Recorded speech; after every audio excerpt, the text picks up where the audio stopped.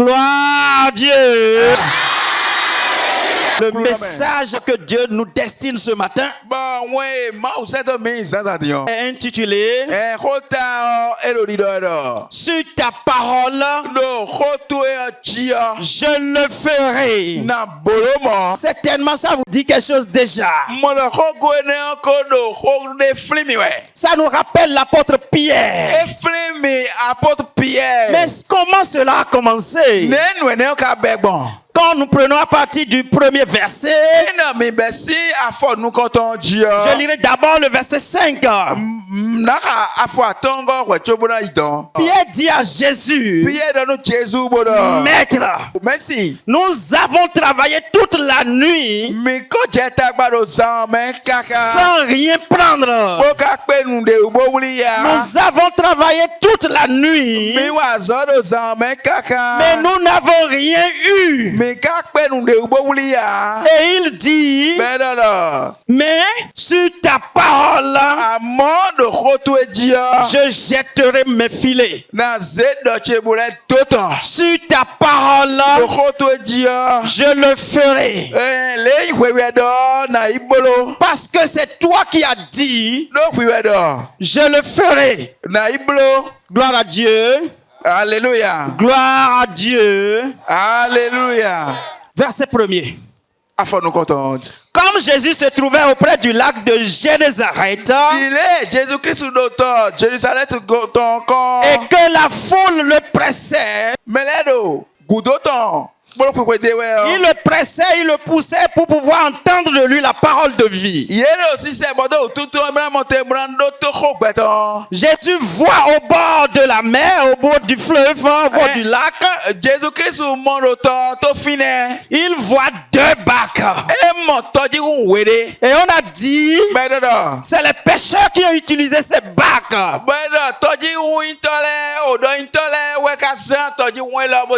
Et ils étaient descendus. Et ils étaient à côté.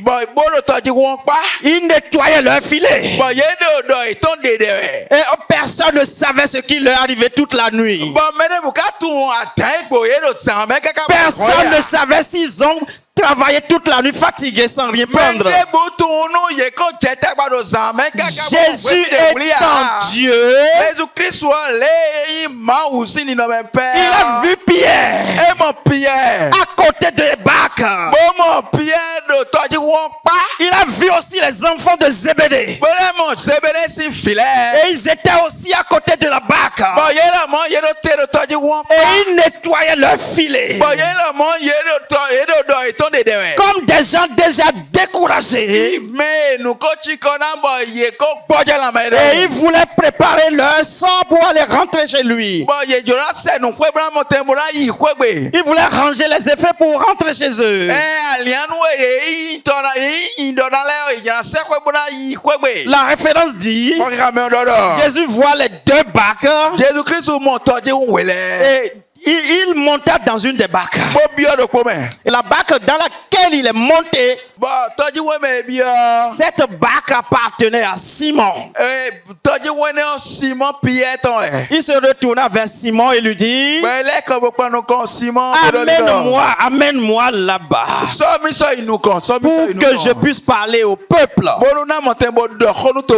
Jésus s'est préoccupé de ce qui l'a amené. Il s'est préoccupé de sa mission. Malgré la fatigue, malgré la fatigue de Simon, il exécuta promptement. Jésus assis dans la barque, il a enseigné la foule sans se préoccuper de Simon et de ses amis.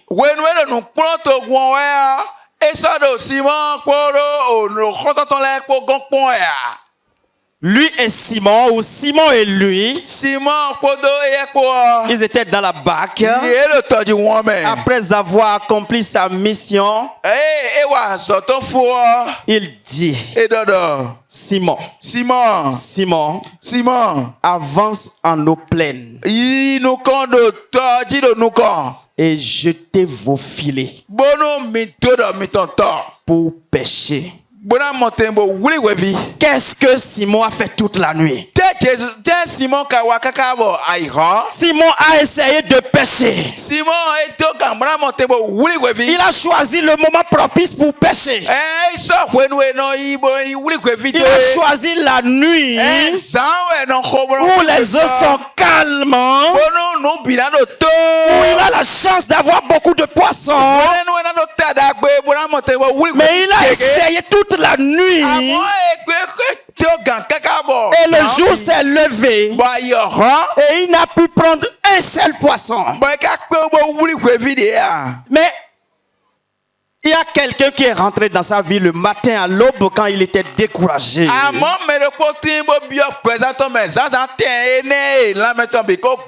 Comme celui qui est rentré dans ta vie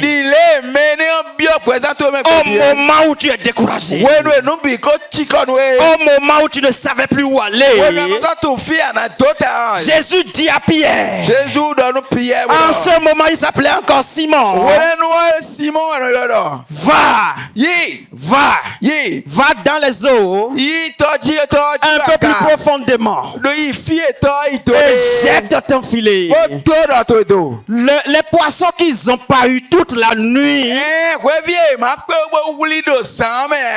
Et Simon, sachant que c'était comme ça, il exécuta l'ordre de Jésus. Mais avant ça, il dit au Messie, nous avons essayé.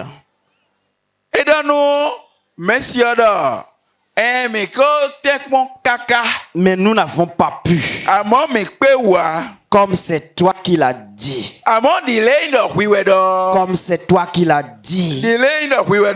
Je le ferai. Sur ta parole. Je le ferai. Sur ta parole. Je jetterai mon filet. Sur la parole de Dieu. Tu es appelé à avoir la foi. Une foi qui ne doute devant rien. Une foi qui devait t'amener à avoir de l'espérance. Et à pratiquer la charité.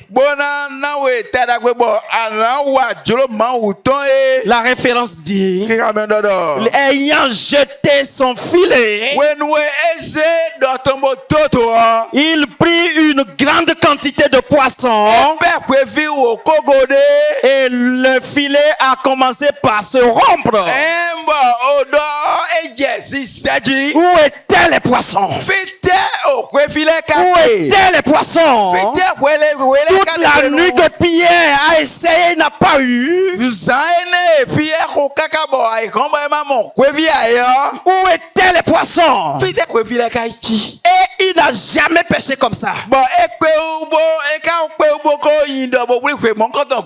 Dans ce récit, nous voyons un professionnel de la pêche. Et c'est ça ce qu'il a fait toute sa vie. Mais nous voyons un novice de la pêche qui rentre dans la vie du pêcheur et qui lui dit comment il doit pêcher. Et c'est lui qui a appelé les poissons et qui sont venus dans la nasse de Pierre. Quel découragement as-tu dans ta vie? Qu'est-ce qui te chagrine? Voilà Dieu, Jésus-Christ, est rentré dans ta vie comme il est rentré dans la vie de Pierre. Pierre, le professionnel en pêche, qui était vraiment découragé au matin et à l'aube. Il était épuisé, découragé, puisque malgré les efforts, il n'a pas eu de poisson. Il a déjà renoncé. Comment Jésus a connu le besoin de Pierre?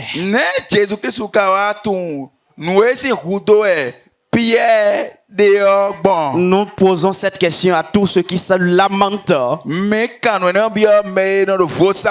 ceux qui crient toutes les nuits. Est-ce que Pierre a dit à Jésus, quand il est arrivé, j'ai pas pêché toute la nuit? Alléluia. Amen. Alléluia. Il n'a rien dit. Mais Jésus lui dit, après avoir parlé à la foule, va un peu profondément, jette tes filets et pêche. Pierre, qui avait déjà renoncé, a essayé encore, puisqu'il a connu celui qui lui parle. Je vous le dis, c'est le premier miracle de Jésus-Christ. Et c'est le premier appelé qui est Pierre. Nous allons continuer la référence et nous allons voir que les filets ont commencé par se rompre. Voilà Pierre à l'abondance maintenant. Il fit signe à leurs compagnons. Venez, venez. Nous avons en abondance maintenant de poissons. Et les compagnons vinrent. Ils remplissent 2 bacs. Et les bacs ont commencé par s'enfoncer. Ils ont maintenant de poissons qu'ils n'ont jamais pêché auparavant. La référence dit, quand Pierre vit cela, il s'est plus attaché aux poissons. Quand il a vu cela, Simon Pierre, il descend de la barque, il court, et il vient s'agenouiller aux pieds de Jésus. Et il dit, Seigneur, retire-toi de moi. Retire-toi de moi. Parce que ce que je n'ai pas pu faire par mes forces, tu as amené ça dans l'accomplissement. Je n'ai pas pu faire parce que je suis un pécheur. Mais toi, l'incarnation de Dieu, malgré que j'étais fatigué et que j'ai pris sur moi de t'écouter, j'ai eu de poissons. J'ai eu de poissons. Seigneur, retire-toi de moi. Parce que je suis un pécheur. Il avait été saisi de frayeur.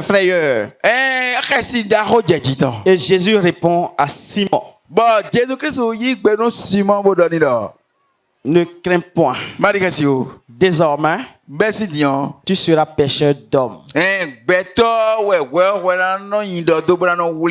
Et ayant ramené les bacs à terre,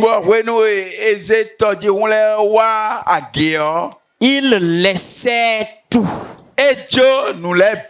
La référence dit, quand il a eu de poissons et les bacs sont remplis, il laissait tout. Il laissait les bacs. Il laissait les poissons. il laissait les filets. Et dans les bidons. Et il suivit Jésus. Voilà. Voilà. J'ai dit. Non. Pierre n'a plus mangé de ce poisson. Il s'est plus préoccupé de l'avenir de ces poissons. Qui va en disposer. Toi qui viens d'entrer dans cette congrégation, ne désespère en rien. Jésus-Christ est rentré dans ta vie. Comme il est rentré dans la vie de Pierre. Et quand il est rentré dans sa vie, tout a changé. Tout a changé. Tout a déjà changé dans ta vie. Tout a changé dans ta vie. Alléluia. Amen. Alléluia. Amen. Et Pierre ne s'est plus attaché à ce qui a changé dans sa vie. Mais, comme Pierre, nous te demandons ce matin de t'attacher à ce qui est la vérité. À celui qui peut te donner le poisson au lieu de t'attacher au poisson. Celui qui peut te donner la paix. Laisse ceux qui sont des vendeurs d'illusions. Ceux qui vendent les prières. Ceux qui vendent la délivrance. Jésus a dit quoi pour que les poissons viennent? Toi qui es découragé, essaie encore. Essaie encore. Sur Jésus. Gloire à Dieu. Alléluia. Pierre a essayé. Et il a connu la gloire de Dieu. Il a connu la grâce de Dieu. Jésus, pour faire ces choses, il a pratiqué deux choses. Il a cru en sa mission. Et croire en sa mission, c'est croire en Dieu qui l'a envoyé. Il ordonnait les difficultés. C'est pour cela que Agumpé Jean nous a dit, si vous croyez réellement et que vous pratiquez, vous n'avez pas besoin de vous déranger. Tu vas ordonner les obstacles qui seront sur ta vie, qui seront sur la voie de ta vie. Tu les ordonnes. Tu n'auras pas besoin de nous. Et ces obstacles vont se lever. Tu vas évoluer sans le doute.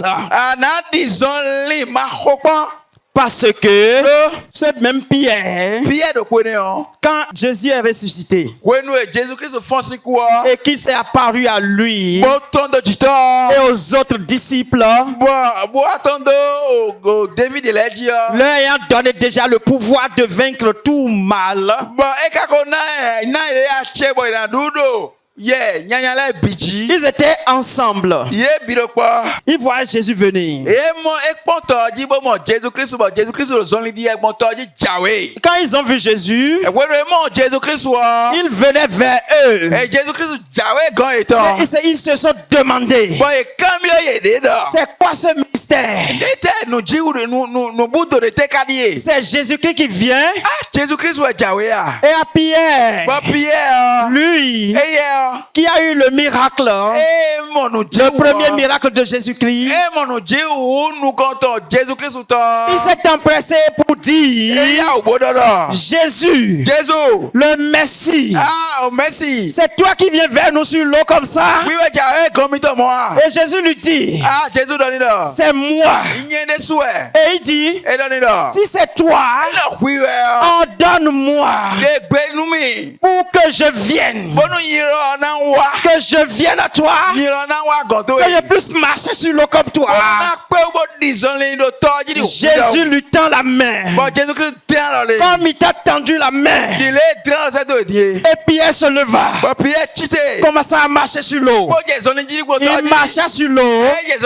Il fait le premier pas. Il fait le deuxième pas. Et un vent commence à souffler. Comme un vent peut souffler dans ta vie. Et la référence dit, Pierre, tenant compte de ce vent, il a commencé par douter. Quand il commence à douter comme ça, il a commencé par s'enfoncer. Et Jésus lui dit, homme de peu de foi, pourquoi tu as douté? Frères et sœurs, ne doutez plus. Jésus t'a tendu la main et tu es venu. Il n'y a pas de possibilité qu'un vent puisse souffler dans ta vie pour que tu puisses t'enfoncer. Dans Jean chapitre 9, à partir du verset 1er au verset 12, ils étaient en train de partir quand ils voient un aveugle. Il est aveugle de naissance. Et les apôtres demandaient, les disciples de Jésus lui demandaient, c'est quoi ce qui lui est arrivé pour que lui soit aveugle depuis sa naissance? Est-ce à cause de sa faute? Est-ce à cause de la faute de ses parents? Et à Jésus de le dire, ce n'est ni sa faute. Ce n'est ni la faute à ses parents. Mais c'est pour que la gloire de Dieu puisse se manifester aujourd'hui. C'est pour cela que ce monsieur est resté aveugle depuis sa naissance. Jésus cracha sur le sol. Et il appliqua à ses yeux. Mais il a fait quelque chose. Lui, il n'a pas vu tout de suite. Et il dit, celui qui ne voit pas. Jésus lui dit, va te laver dans cette eau. L'eau qui est là-bas. Jésus le voyant. Lui aveugle. Comment il pourra marcher pour aller là-bas? Il a déjà eu la force de le faire. Parce que celui qui a mis les boules au niveau de ses paupières lui demande un sacrifice pour avoir la vision. Il peut commencer par se plaindre à ce niveau. Mais pourquoi j'ai pas vu? Et je dois encore aller me laver dans de l'eau. L'aveugle a exécuté. Et il a vu. Il a vu. Frères et sœurs, il existe deux types. Le renoncement, il y en a deux types. Tu peux penser cela. C'est la première forme, ce qui nous arrive beaucoup. Devant des difficultés, devant des tribulations, nous pouvons être perdus. Nous pouvons être perdus.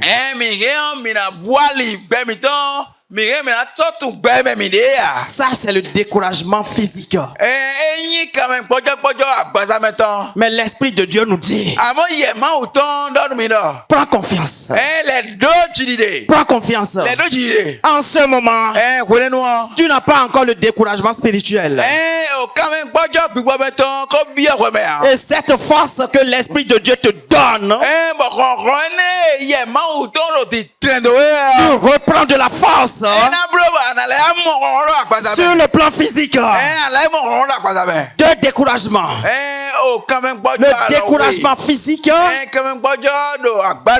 le découragement spirituel.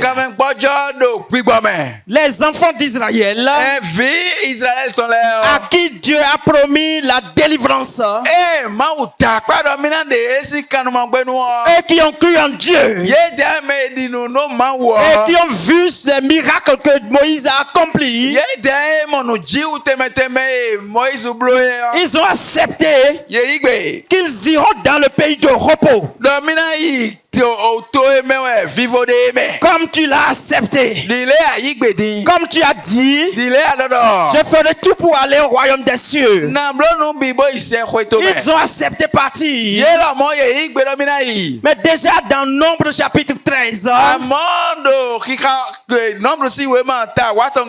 partir du verset 20, tu verras que arrivé à un moment, les difficultés les ont assaillis et qui ne sont que des difficultés prévues par Dieu. Et ils ont été prévenus que vous irez à Canaan, mais cela passera par de la tribulation. Cela passera par des difficultés. Vous aurez à lutter beaucoup, mais pas fini. Vous irez dans le repos. Vous irez dans le pays où coule le miel et le lait. Ils étaient tous contents d'être délivrés par Moïse des mains de Pharaon. Mais quand ils ont eu les difficultés dont ils étaient prévenus, ils ont eu le découragement charnel.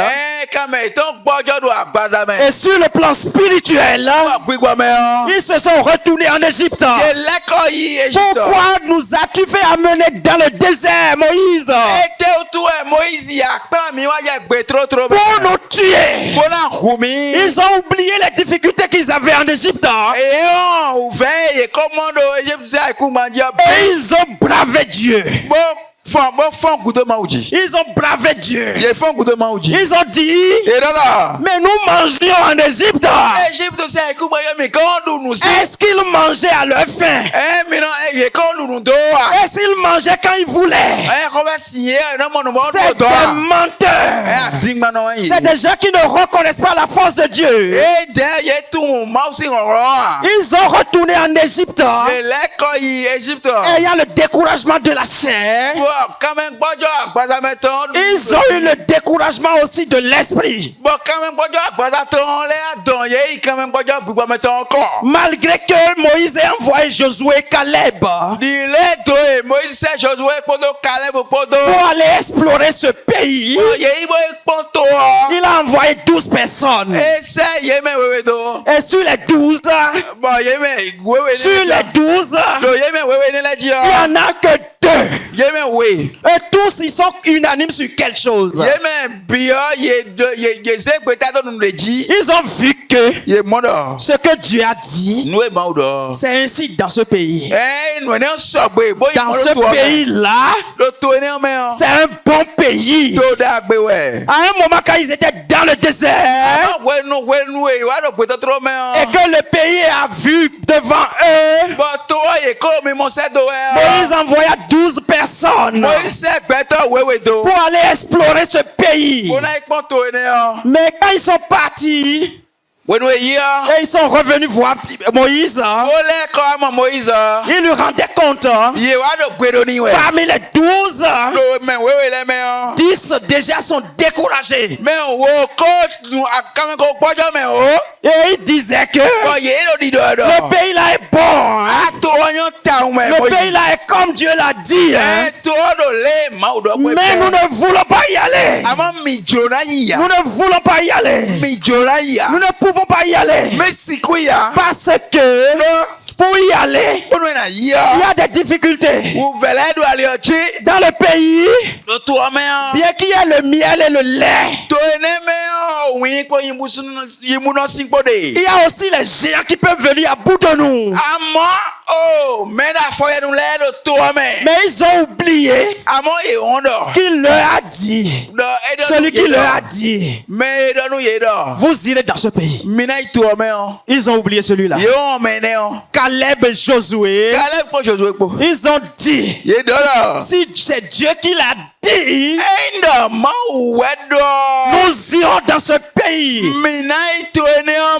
Levons-nous et emparons-nous de ce pays, parce que c'est notre destinée. C'est ce que Dieu a prévu pour nous. Toi qui m'écoutes ce matin, lève-toi. Ne te décourage pas. Emparons-nous du royaume des cieux. Parce que celui qui nous a fait cette promesse,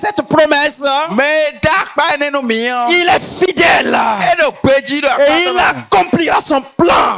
Nous posséderons ce pays comme Agunkwe Jean l'a déjà possédé. Bien-aimé dans le Seigneur, je ne sais pas peut te décourager pour que tu puisses semer pour la chair et laisser l'esprit. Je ne sais pas. Job chapitre 15.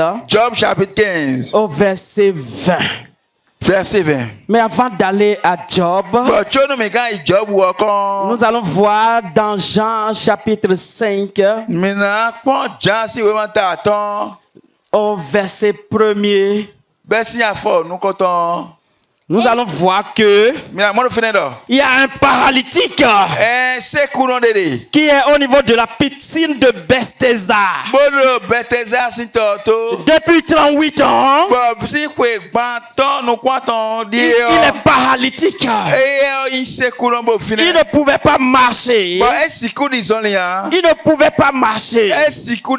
Malgré qu'il vienne au bord de la piscine et sachant que l'ange de Dieu vient remuer la piscine, il n'a pu se jeter tout le temps dans la piscine. Les autres qui entraient dans la piscine en premier, il recouvrait guérison. Mais lui, il ne s'est pas découragé. S'il s'était découragé, il ne serait pas là le jour où il a eu sa guérison. Parce que ce jour-là, Jésus est venu et il a vu et il dit, toi, paralytique depuis 38 ans, toi, pour qui la natte est un symbole de la paralysie, ta natte est symbole de la paralysie.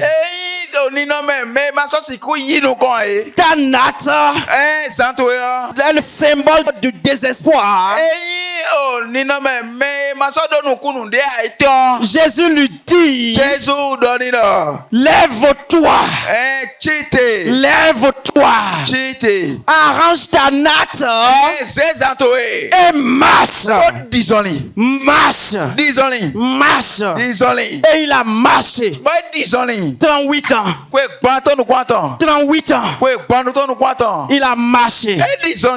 Gloire à Dieu. Alléluia. Gloire à Dieu. Alléluia. Job chapitre 15. Job si vraiment ta photo. Au verset 21.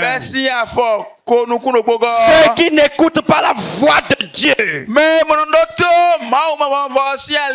Et qui préfèrent semer pour la chair.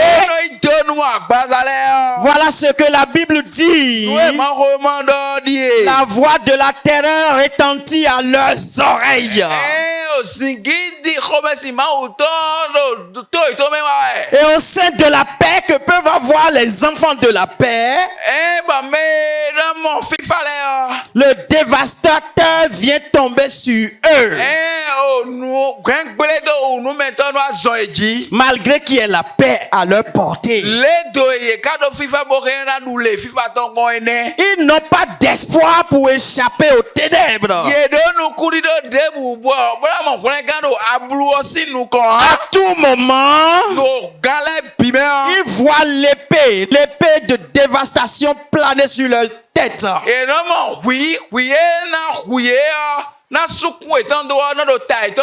C'est des gens qui vont courir ça et là pour aller chercher le pain. Mais ils savent que le jour des ténèbres les attend. La détresse et l'angoisse est leur quotidien. La détresse et l'angoisse les assaillent. Parce que ils ont choisi de semer pour la chair. Toi, tu prends quelle décision? Tu vas semer pour la chair ou avoir tout ce que nous venons de citer sur la parole de Jésus-Christ. Je te demande de laisser l'ivrognerie. Je te demande de laisser la médisance.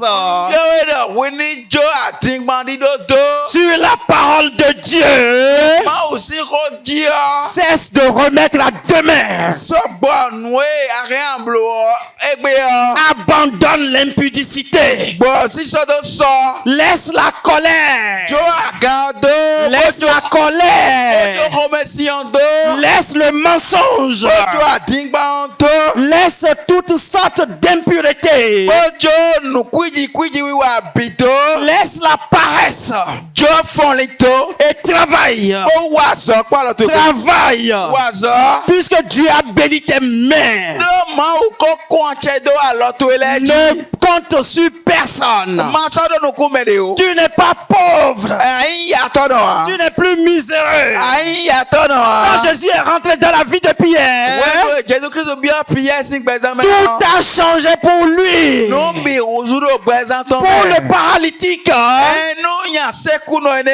a changé en un instant. Pour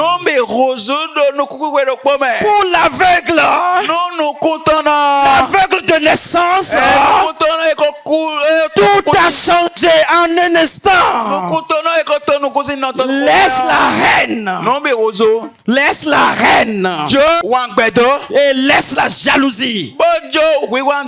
Plonge tes regards dans le livre de la vie. Et que ton cœur ne s'en détourne jamais. Et là, tu as la récompense de Dieu. C'est Moïse. Dans Exode chapitre 3. Il traînait le troupeau de Jéthro.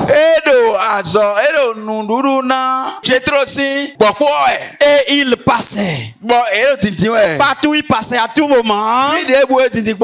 Il avait l'habitude de passer. Mais il regardait, il voit un buisson qui est en train de le consumer. Mais il ne se détruit pas. Ce buisson était siège d'un feu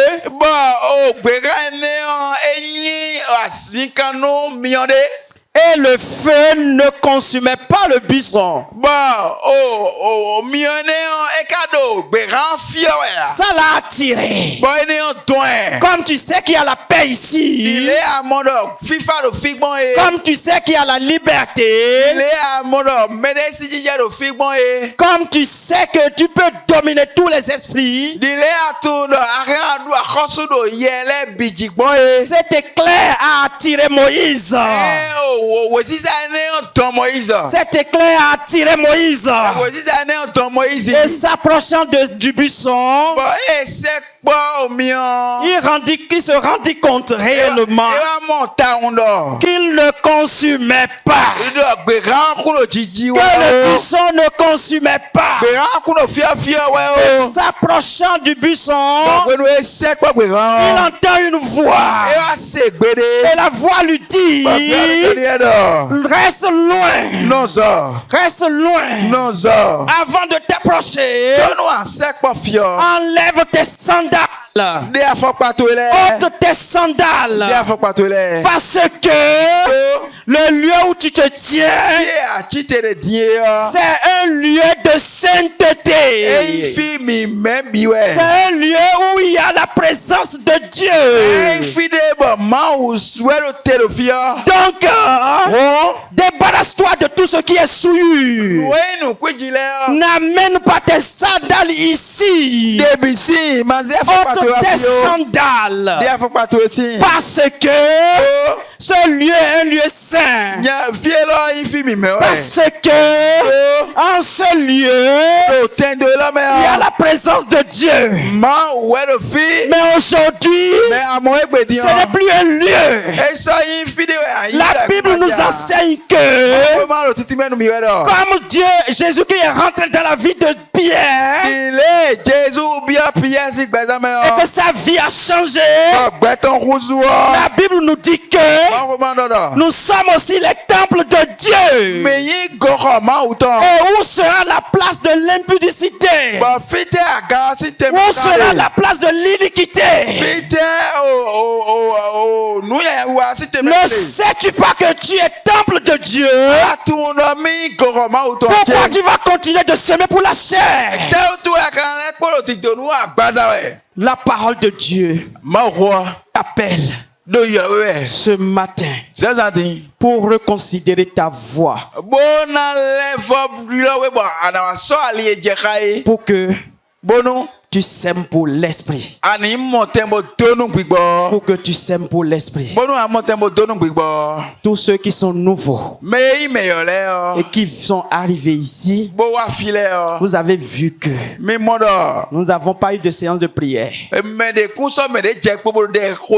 Quoique ce qui t'a amené, il faut savoir que tu es libéré. Comme Pierre. Là, Jésus est rentré dans sa vie. Il a eu les biens de ce monde. Il a eu la suprématie. Mais comme lui reconnaît que c'est Jésus qui est rentré dans ta vie, comme le paralytique, sache que rien ne peut plus t'arriver. Même si ce n'est pas une maladie de sorcellerie, Dieu qui a tous les pouvoirs de guérison t'a déjà guéri. Toi qui vends, tu fais le commerce, mais l'argent ne tient pas. Tu n'arrives pas à garder l'argent. Si tu as l'argent, c'est les problèmes qui viennent. Il faut savoir que maintenant, à partir de maintenant, tu rentres en possession de tout ce que tu as. Par contre, N'en dispose pas comme tu veux. Dispose-en comme Dieu le veut. Dispose-en comme Dieu le veut. Sois reconnaissant à Dieu. Et tu seras préservé de tout mal.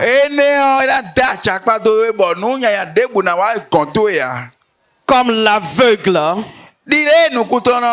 qui a eu guérison,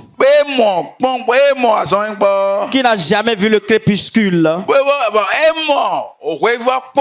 Il a eu le crépuscule avec Jésus-Christ.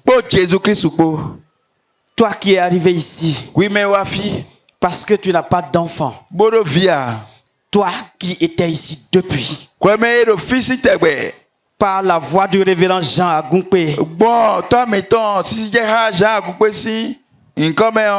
par la force que Dieu lui a confiée, va, commence à chercher ce que les enfants vont manger. Commence à chercher ce que les enfants vont manger. Tu seras mère d'une multitude. Bien-aimés dans le Seigneur, si nous nous appliquons à ces choses, si nous nous appliquons notre cœur à la bienveillance, voici ce que Dieu nous demande. Ésaïe chapitre 35.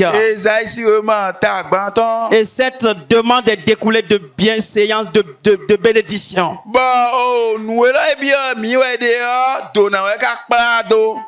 Toi qui parfois es fatigué, Dieu te demande, fortifie-toi. Fortifie tes mains qui sont fatiguées. Affermis tes genoux. Et dites à ceux qui ont le cœur trouble autour de vous, dites-leur de prendre courage, de ne plus avoir peur, de ne plus douter, car quand on doute, on s'enfonce. Jésus te demande aujourd'hui, pourquoi tu doutes encore? Prends courage, parce que votre Dieu, Dieu de vengeance, viendra à vous. Il vous donnera de récompense. Il viendra lui-même. Il est déjà arrivé lui-même. Et pour te rendre selon ce que tu as fait, il te sauvera. Alors, les yeux des aveugles verront et les sourds entendront.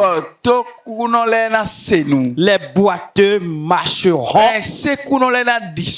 Ils vont sauter comme les cerfs et la langue des muets éclatera de joie. Dans le désert, de l'eau jaillira. Et les ruisseaux vont donner des eaux. Le mirage, la difficulté se changera. Et la terre desséchée ne sera plus sèche.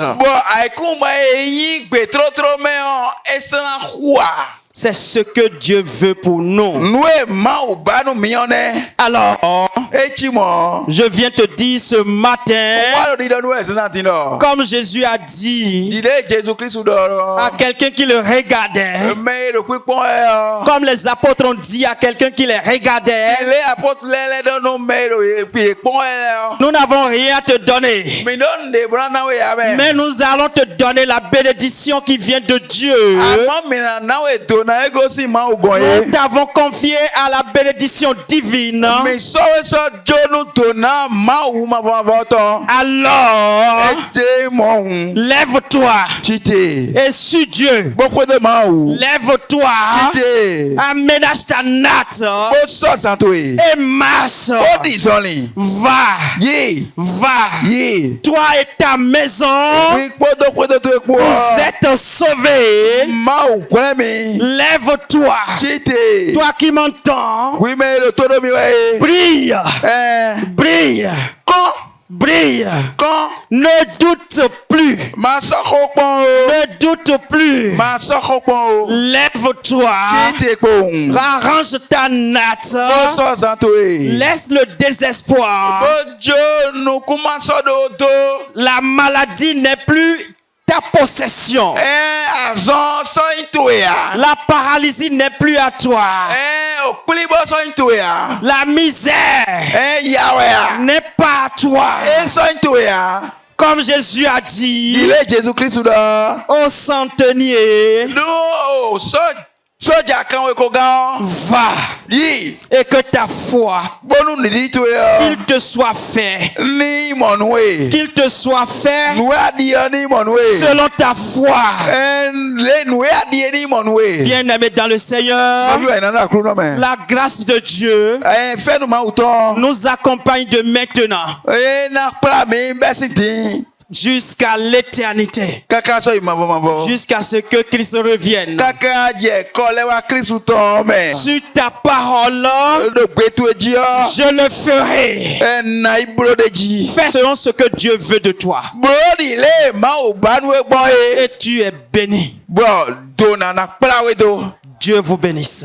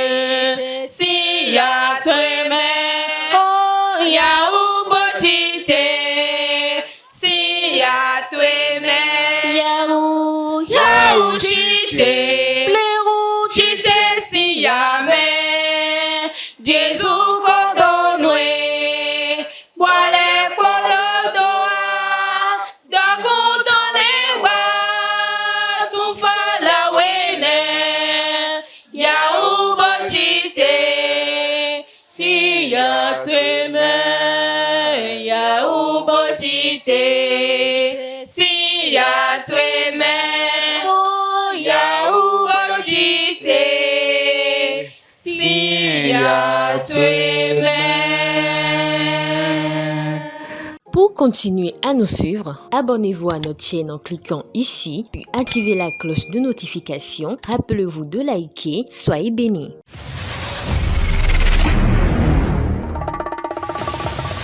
EGFC TV pour la nouvelle naissance et la nouvelle adoration.